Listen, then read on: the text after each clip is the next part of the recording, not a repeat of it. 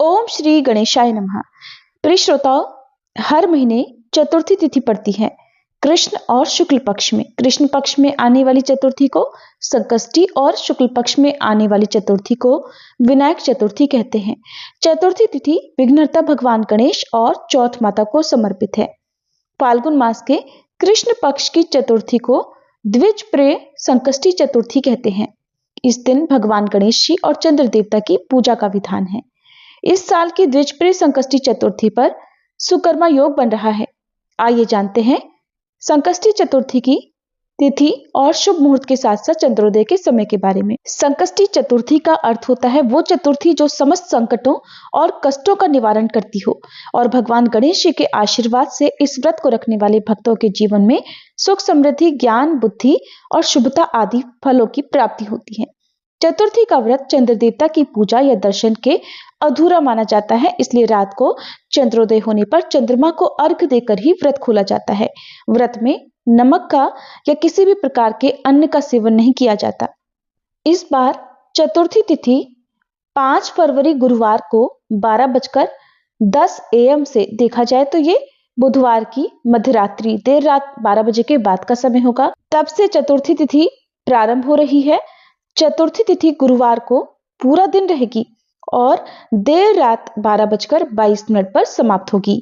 क्योंकि इस बार गुरुवार को पूरा दिन ही चतुर्थी तिथि रहेगी, इसलिए संकष्टी चतुर्थी का व्रत 5 फरवरी दिन गुरुवार को ही रहेगा। और इस दिन ब्रह्म मुहूर्त सुबह 5:32 से 6:20 तक रहेगा। सूर्योदय होगा सुबह 7:09 पर, सूर्यास्त होगा शाम 6:12 पर। अभिजीत मुहूर्त दोपहर 12:18 से 1:02 तक रहेगा।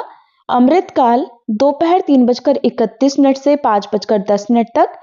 राहु काल दोपहर 1:30 बजे से 3 बजे तक रहेगा। और इस दिन पूरा दिन ही सुकर्मा योग रहने वाला है। सुकर्मा योग को किसी भी शुभ काम करने के लिए या किसी भी खास उपाय को करने के लिए अच्छा माना जाता है। प्रातःकाल पूजा मुहूर्त सुबह 5:49 से 7:07 तक रहेगा। सायंकाल पूजा मुहूर्त शाम 6:01 से 7:22 तक रहेगा। चंद्रोदय होगा 5 फरवरी गुरुवार को रात 9:39 पर। तो इस समय के बाद से चंद्र देवता को अर्घ देकर आप संकष्टी चतुर्थी का उपवास खोल सकते हैं। संकष्टी चतुर्थी के व्रत में भक्त सूर्योदय से लेकर चंद्रोदय तक कठिन व्रत का पालन करते हैं। इस व्रत में भगवान गणेश जी के भक्त फल तथा भूमि के भीतर उगने वाली जड़ों या वनस्पतियों का ही सेवन करते हैं, जिसमें साबूदाना खिचड़ी, आलू, मूंगफली या फिर शकरकंदी का सेवन करना उपयुक्त माना जाता है। व्रत प्रारंभ करने के लिए सुबह स्नान आदि से निवृत्त होकर गणेश भगवान और चौथ माता अर्थात माता पार्वती जी की विधि विधान से पूजा करके व्रत रखने का संकल्प लें।